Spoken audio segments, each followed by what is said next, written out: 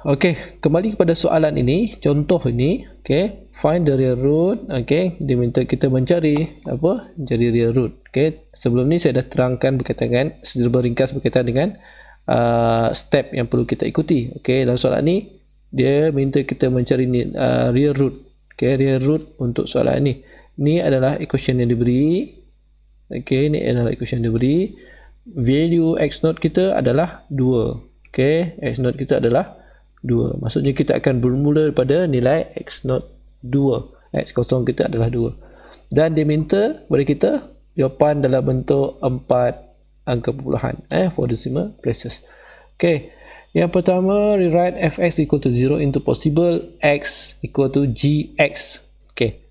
Untuk di dalam peperiksaan, step ini pelajar-pelajar tidak perlu tunjukkan sebenarnya. Okey, ni sekadar untuk pemeriksaan kendiri, supaya kita menggunakan gx yang betul, function iterative function yang betul.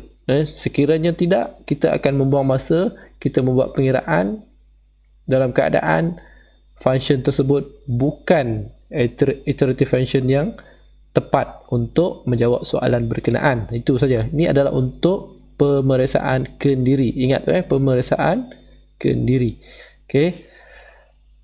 Okey, diberi di dalam soalan fx kita adalah x kuasa 5 tolak x tolak 7. Okey. Dan ini function ni kita akan tukar dalam bentuk x. Okey, ada beberapa kemungkinan. Okey.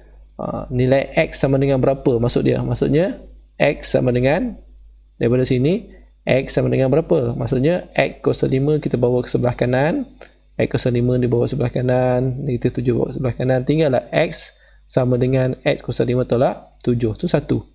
Ini adalah yang pertama. Okay, pilihan yang pertama. Pilihan yang kedua yang kita ada adalah x sama dengan x tambah 7 kuasa 1/5. Ini sama juga dengan punca kuasa x tambah 7. Okey, punca kuasa 5. Ini pelajar-pelajar kena dah mahir ni. Sebab dah belajar sebelum ini. Maths 1 dengan Maths 2. Okey. Okey, seterusnya, daripada function pilihan yang pertama, ini kita mencari pilihan yang tepat. Apakah iterative function yang tepat untuk menjawab soalan ini? Okey. Untuk pilihan yang pertama tu yang berwarna biru tu, so kita adalah gx kita adalah x kuasa 5 tolak 7. Ini pilihan yang pertama.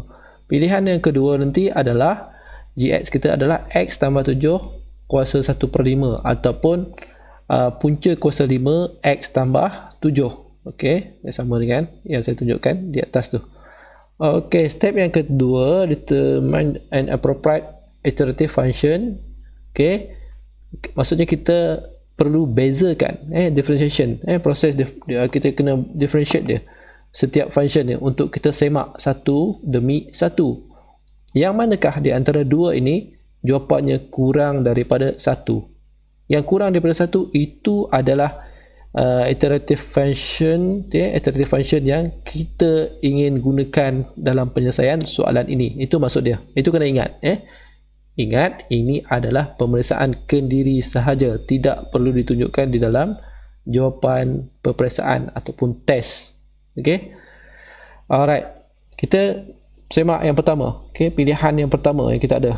Okey, yang pertama ni. Gx sama dengan x kuasa 2 tolak 7. Adakah ia adalah iterative function yang kita kehendaki? Okey. Okey, apabila kita bezakan, okey, proses perbezaan pelajar kena tahu. Jadi, perbezaan kali pertama kita akan dapat 5x tambah 4. Okey, 5x tambah 4. Insert x not equal to 2 into kita punya hasil perbezaan tadi. Okey, masukkan berapa? Ni perbezaan ni 5x kuasa 4. Masukkan x not kita. Ini kita gunakan nilai yang sedia ada ataupun yang diberikan dalam soalan. Okey, kita gunakan saja untuk kita buat semakan. Okey. Apabila kita masukkan ke dalam function tersebut, kita akan dapati jawapan kita adalah 80. 80 ni jauh besar daripada 1. Dengan yang demikian, apa yang kita boleh simpulkan adalah itu adalah function ini adalah diverge. Diverge maksudnya Kalau kita gunakan dia, maksudnya kita akan memperolehi jawapan yang semakin jauh daripada real root yang kita ingin cari. Maksudnya secara automatik kita tidak boleh gunakan X kuasa 5 tolak 7 ni sebagai penyelesaian kepada persoalan ini. Maksudnya yang pertama ni salah. Okay, so kita ada pilihan yang kedua. Kita seakan-akan boleh membuat keputusan bahawa yang kedua tu yang kita akan gunakan, tetapi kita kena untuk pemeriksaan kendiri kita kena proof dia, adakah betul itu adalah iterative function yang kita ingin cari ataupun yang kita ingin gunakan. Okey, dx x tambah 7 kuasa 1/5, kita bezakan dia, kita akan dapat 1/5 x tambah 7 kuasa negatif 4/5. Okey, masukkan x not equal to 2. Okey, apabila kita masukkan nilai ini 1/5 2 tambah 7 kuasa negatif 4/5, kita akan dapat jawapan kita adalah 0.0345. Okey, jawapan ini apa yang kita boleh simpulkan? Dia adalah kurang daripada 1, maksudnya dia adalah converge. Inilah iterative function yang kita ingin gunakan di dalam penyelesaian masalah di dalam soalan kita. Okey, maksudnya kita akan gunakan yang kedua ini.